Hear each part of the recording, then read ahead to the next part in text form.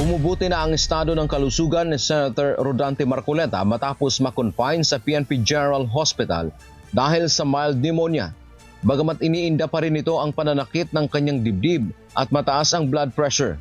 Ayon sa pamunuan ng Philippine National Police o PNP General Hospital, may antibiotic na pinapainom sa senador. Fit to travel na rin anya ang mambabatas, pero dahil sa kanyang sakit, kailangan itong manatiling nakakonfine sa ospital. Sa kabila nito, inaasahang haharap na ang senador sa korte sa darating na July 15. Ipinag-utos ng Sandigan Bayan 3rd Division ang pagbibigay ng daily notarized health status ni Senator Marcoleta. Kami naman, we will just comply with the requirement, of course, of the Sandigan Bayan and the arresting officers. Kami for the health purpose. Hawak ng Sandigan Bayan 3rd Division ang mga kasong nakahain laban kay Marcoleta at mga kapwa-akusado nito tulad ng plunder at paglabag sa Presidential Decree No. 46.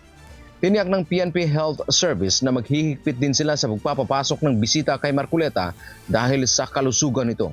We apologize that there are some lapses na nakita and we will comply with the requirement of the Sandigan Bayan. Nung una pa lang naman restricted ito. But again, we will follow the court order, no, na we cease to is that restricted lang yung mga visitation na given with his medical conditions.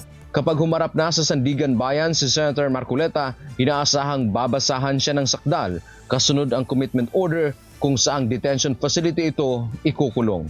Dan Diamento, humahataw sa Balita Ngayon.